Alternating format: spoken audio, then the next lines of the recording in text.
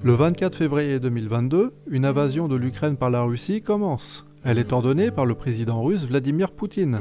Selon les termes du président Poutine, cette action est une opération militaire spéciale.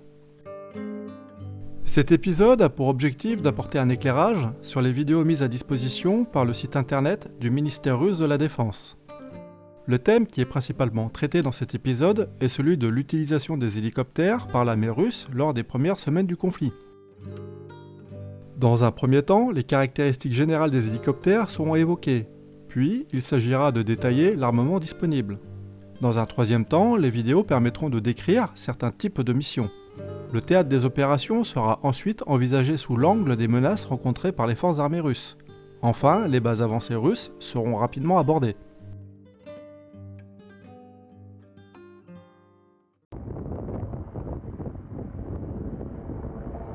Le conflit est toujours en cours lors de la réalisation de cet épisode. La prise de recul et le niveau de connaissance sont forcément limités. Cet épisode sera donc bien évidemment très incomplet. Il sera impartial le plus possible. Le traitement du sujet est réalisé avec autant de vigilance que possible pour ne heurter personne et pour ne pas prendre parti pour qui que ce soit. Pour rappel, voici des éléments de chronologie. Le 24 février 2022 marque le début de l'offensive. Un élargissement du conflit à l'intérieur de l'Ukraine a lieu à partir du 26 février 2022. Puis, une concentration des forces sur le Donbass est décidée par les Russes à partir du 26 mars 2022.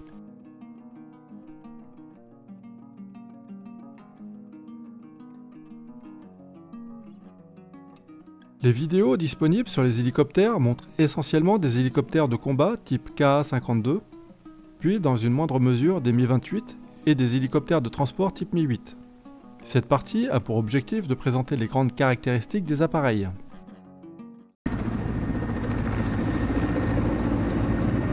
Le Ka-52 est un hélicoptère de combat biplace dont l'équipage est placé côte à côte. L'aéronef a la particularité d'être équipé de sièges éjecteurs K-37-800M. De plus, le Ka-52 est le seul hélicoptère de combat au monde à rotor coaxial. Le Ka-52 est équipé de deux moteurs VK2500, de 2400 chevaux chacun. Le poids maximum au décollage est de 10 800 kg. La vitesse maximum est de 300 km/h. La vitesse de croisière de 260 km/h. Le plafond est de 5500 mètres. Il peut parcourir jusqu'à 460 km avec ses réservoirs internes. Il peut embarquer jusqu'à 2 tonnes d'armement en externe.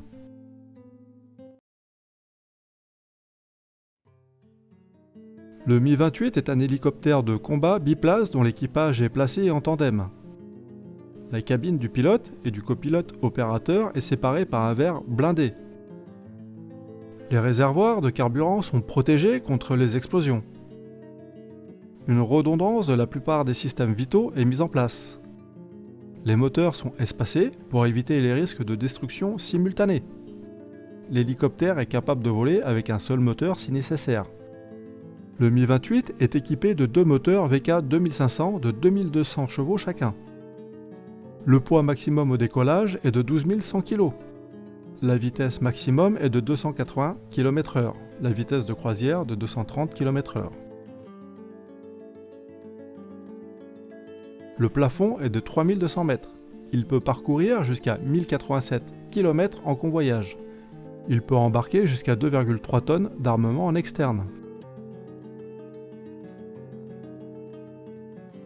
Il existe deux principales versions du Mi-28, le Mi-28N et le Mi-28UB. Cette dernière, développée pour assurer la formation des équipages, est utilisée au combat.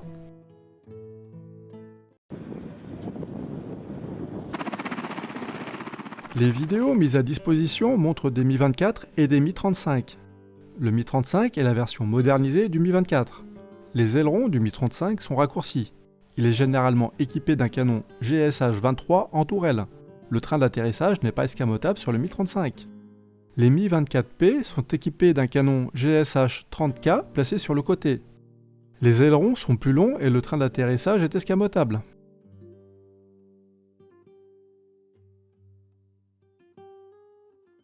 L'équipage du Mi-17 se compose de 2 personnes.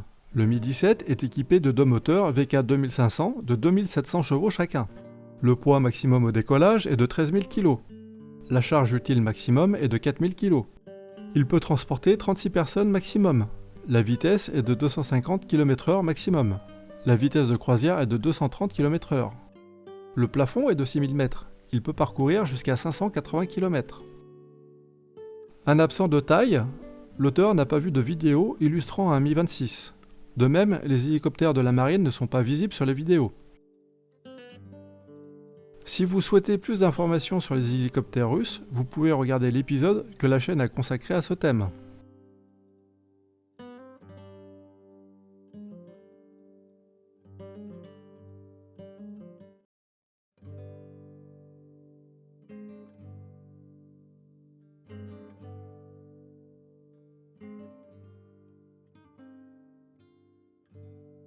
Le Mi-35 est équipé du GSH-23L, un canon double entré en service en 1965.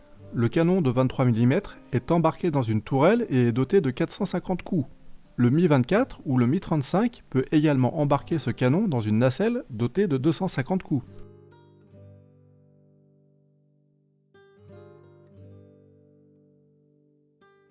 Le Mi-24P est équipé d'un canon GSH-30K de 30 mm. Le canon est positionné sur le côté droit de l'appareil.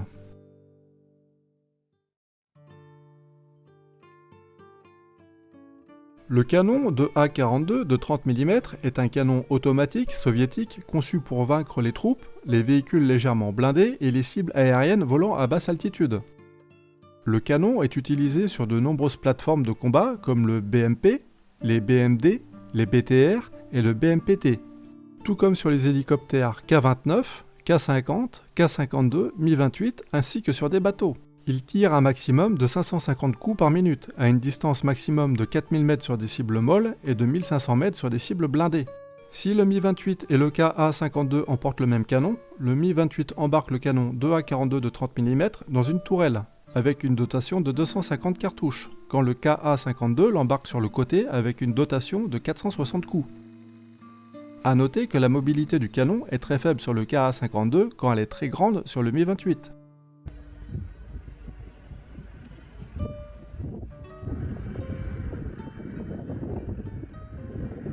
Le développement du missile Vicre commence en 1980. Il est mis en service en 1992. En 1992, lors de l'exposition de Farnborough, une version améliorée du missile, le Vicre M, est présentée pour la première fois. Le missile anti-char Vicre est conçu pour engager des véhicules blindés. Il peut engager des cibles équipées d'un blindage réactif ainsi que des cibles aériennes volant jusqu'à une vitesse de 800 km/h. Le missile a une portée maximum de 10 km. La vitesse supersonique du missile, jusqu'à 110 mètres secondes, contribue à réduire la vulnérabilité de l'hélicoptère lors d'une attaque. Le missile couvre une distance de 4 km en 9 secondes. Le système de guidage laser garantit une grande précision de tir, quelle que soit la portée. La probabilité de détruire un char est d'environ 80%. Le projectile à charge creuse du missile 9A4172 est capable de pénétrer le blindage des chars les plus avancés, et cela quel que soit l'angle. La pénétration maximale du blindage est de 1000 mm.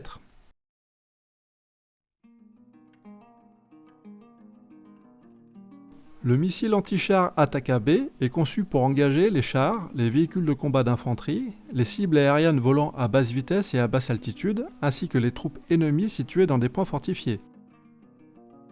La vitesse du missile est de 500 mètres secondes. Le missile a une portée maximum de 8 km. Le pilote dirige l'hélicoptère de façon à ce que le marquage de la cible reste dans un carré fixe. L'opérateur maintient sur l'écran un repère fixe aligné sur la cible et, si nécessaire, aligne la position de la ligne de visée avec les leviers de commande jusqu'à ce que la cible soit atteinte.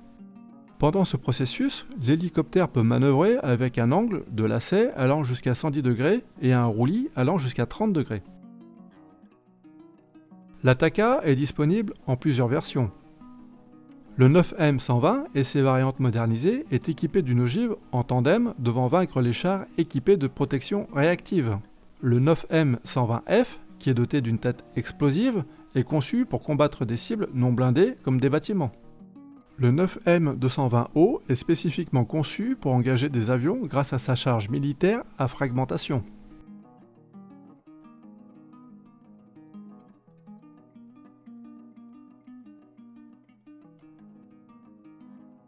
Les hélicoptères peuvent être équipés de missiles anti-aériens de type Igla disposés dans des lanceurs doubles Strelets.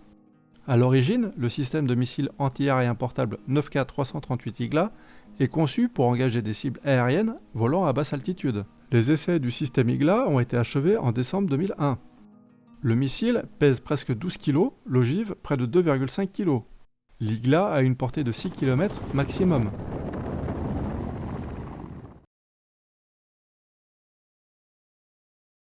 Nous l'avons vu plus haut, les missiles anti-chars modernes russes possèdent également une capacité anti-aérienne limitée.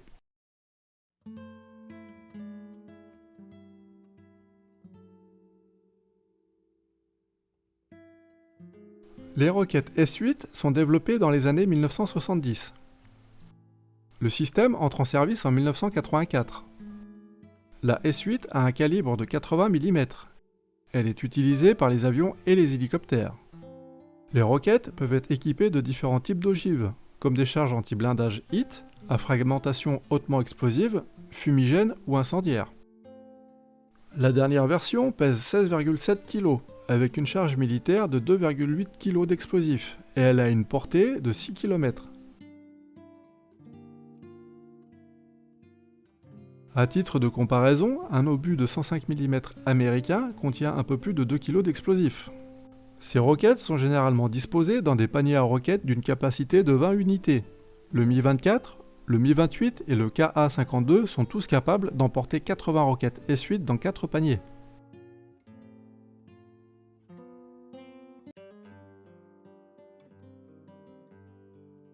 La roquette S-13 est développée dans les années 1970. Les premiers essais commencent en 1973. Elle entre en service en 1983. Elle est conçue pour répondre aux exigences d'une arme pénétrante capable de mettre hors service les pistes des bases aériennes, de pénétrer les abris durcis des avions, les bunkers et les casemates. Elle doit combler le vide entre les roquettes de 80 mm et de 240 mm. La S-13 est d'un calibre de 122 mm. Elle pèse 57 kg avec une ogive de 21 kg, comprenant 1,82 kg d'explosifs. Elle est capable de pénétrer 3 mètres de terre et 1 mètre de béton armé. Sur les pistes d'aviation, elle produit un cratère d'une surface de 20 mètres carrés. Les roquettes sont généralement embarquées dans des paniers à roquettes d'une capacité de 5 unités. Le Mi-24 et le Mi-28 peuvent donc transporter jusqu'à 20 S-13 dans 4 paniers. Les roquettes sont utilisées soit en tir direct, soit en tir utilisant une trajectoire indirecte.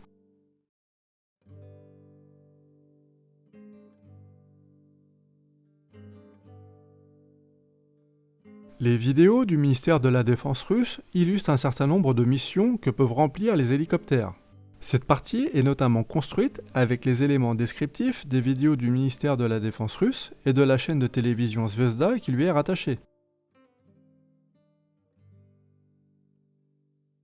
Dès le premier jour du conflit, le 24 février 2022, un important assaut héliporté est mené sur l'aéroport d'Hostomel. L'aéroport se situe à une distance d'environ 80 km minimum de la frontière biélorusse, origine du départ de l'une des offensives russes. Les vidéos disponibles sur différentes chaînes YouTube, autres que celles du ministère russe, permettent de distinguer des Mi-8, un Ka-52 et ce qui ressemble à un Mi-24. Le raid semble être mené par un nombre important d'hélicoptères. Une importante formation d'hélicoptères évolue à basse altitude, survole des zones habitées et réalise des tirs massifs de l'heure. Pour information, les vidéos utilisées ici ont été publiées à des dates ultérieures au 24 février et la description n'indique pas le lieu de tournage. Des assauts sur d'autres aéroports ukrainiens ont été menés par les forces russes.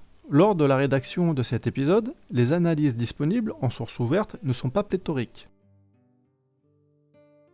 Cette vidéo est publiée le 12 mars 2022. Elle documente l'assaut héliporté d'un aérodrome ukrainien. Cette vidéo donne à voir une partie de l'armement lourd des troupes d'assaut, et notamment d'un poste de tir de missiles Kornet. Si vous souhaitez plus d'informations sur le missile Kornet, vous pouvez vous reporter à l'épisode que la chaîne a consacré à ce thème. Dans cette vidéo publiée le 18 mars 2022, un assaut héliporté est mené sur un aérodrome ukrainien par un groupe d'hélicoptères composé de Ka-52, de Mi-24 et de Mi-28. La date et le lieu de l'assaut n'est pas indiqué. Les forces ukrainiennes opposent une résistance importante. Le site internet de la chaîne de TV Zvezda, largement dirigé par le ministère de la Défense russe, indique la présence de manpads et de divers moyens de défense antiaérienne. L'article indique également que le groupe de combat russe a réussi à se poser en sécurité et que les troupes ont pu débarquer. La vidéo est filmée depuis le cockpit d'un Ka-52.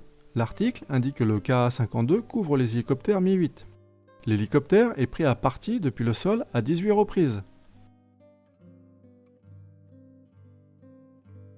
Suite au dommage, l'équipage effectue un atterrissage d'urgence. Un deuxième groupe d'hélicoptères évacue l'équipage indemne.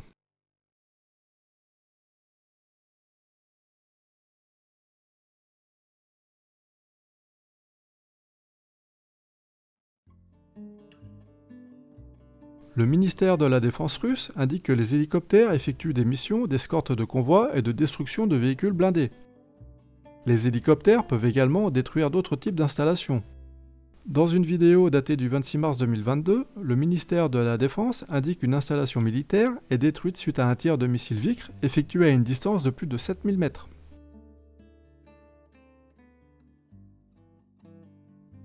Plusieurs vidéos illustrent la réalisation de missions de nuit, avec des hélicoptères d'attaque et des hélicoptères de transport. La nature des missions ne transparaît pas dans les descriptions des vidéos.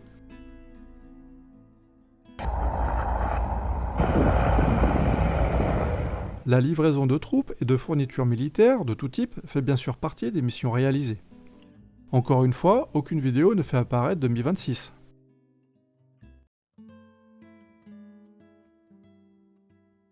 De nombreux analystes occidentaux indiquent que les forces aériennes russes ont connu, et connaissent encore, d'importantes difficultés dans le théâtre ukrainien. L'objet de cette partie n'est pas de rentrer dans cette discussion stratégique, mais plutôt d'apporter une analyse de portée plus tactique.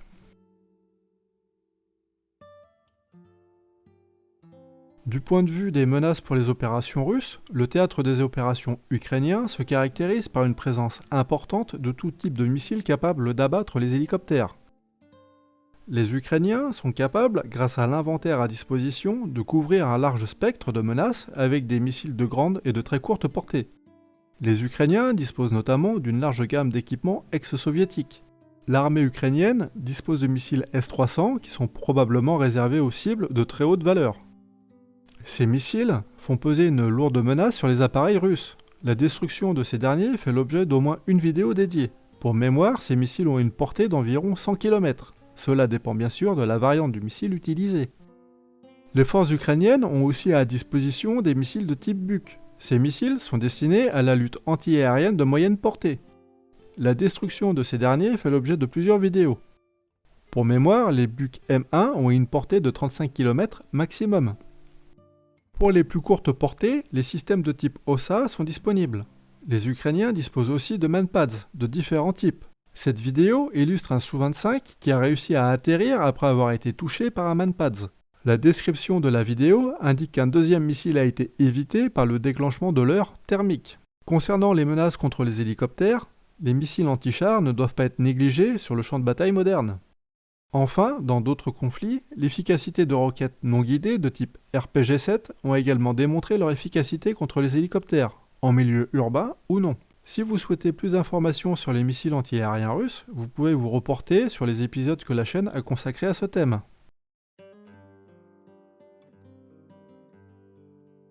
Sur de nombreuses plateformes d'échange de vidéos, de nombreuses vidéos documentent les combats entre les forces russes et les forces ukrainiennes.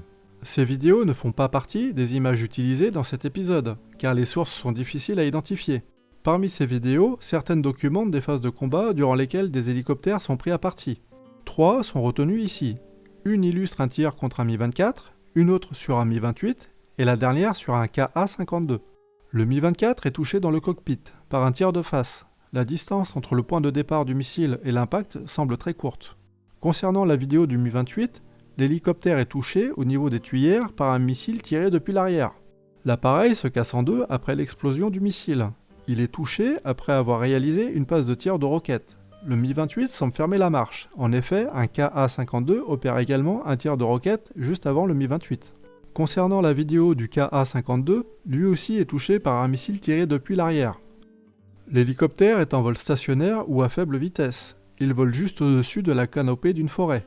Le titre de la vidéo indique que le missile utilisé est un missile anti-char Stugna-P.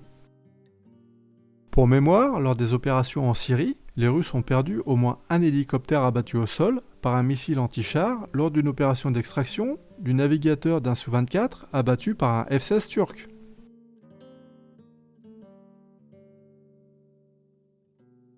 Cette vidéo du ministère russe de la Défense permet de constater les impacts de tirs d'armes de tout calibre sur un hélicoptère Ka-52. On peut rappeler ici que l'hélicoptère a été conçu de façon à protéger le cockpit, les réservoirs de carburant et les organes vitaux contre les munitions de 7,62 mm et en partie de 12,7 mm.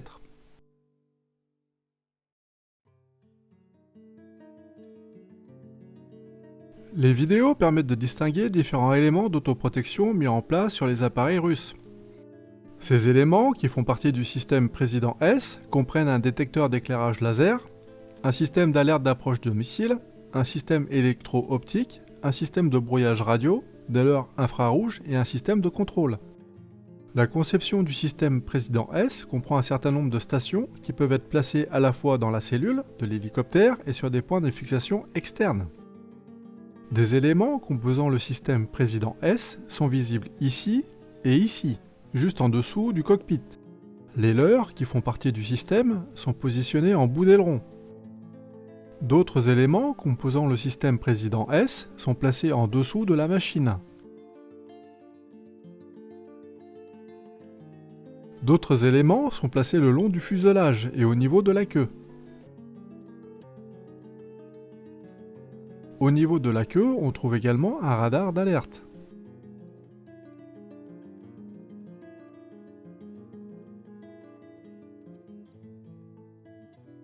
Lors de l'écriture de cet épisode, l'auteur n'a pas lu de documents faisant référence à la destruction d'hélicoptères russes stationnés sur des bases en Ukraine ou en Russie.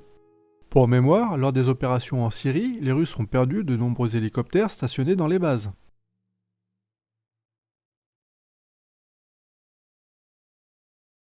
À titre informatif, lors de l'écriture de cet épisode, le 12 avril 2022, les forces ukrainiennes indiquent avoir infligé aux forces russes la perte de 140 hélicoptères.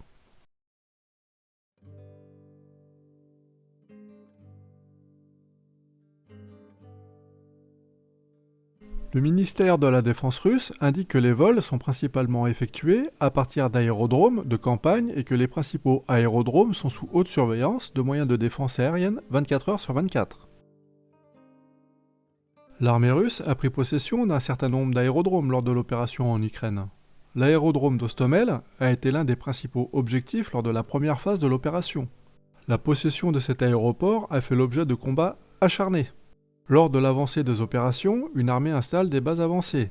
Les anglophones appellent ces bases des Forward Operating Bases, ou FOB. Ces bases contiennent ou non des aérodromes. Ils sont alors équipés de façon sommaire, mais suffisante, pour réarmer et maintenir un minimum les appareils. L'Ukraine est un théâtre des opérations où la boue est une donnée tactique, voire stratégique. Les opérations rendent aussi parfois nécessaire des atterrissages en dehors de zones préparées. La conception des appareils doit pouvoir répondre à ce besoin. Dans ce registre, on peut citer le cas un peu extrême de l'essai du train d'atterrissage chenillé monté sur un hélicoptère Puma.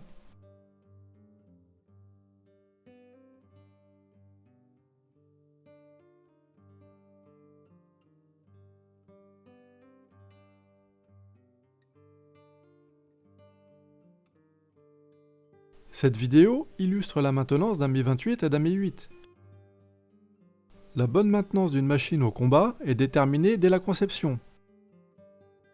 Puis le savoir-faire des techniciens et la chaîne logistique sont déterminants. Voilà ce que la chaîne LTDO pouvait dire le 12 avril 2022 sur les hélicoptères russes lors du conflit entre la Russie et l'Ukraine.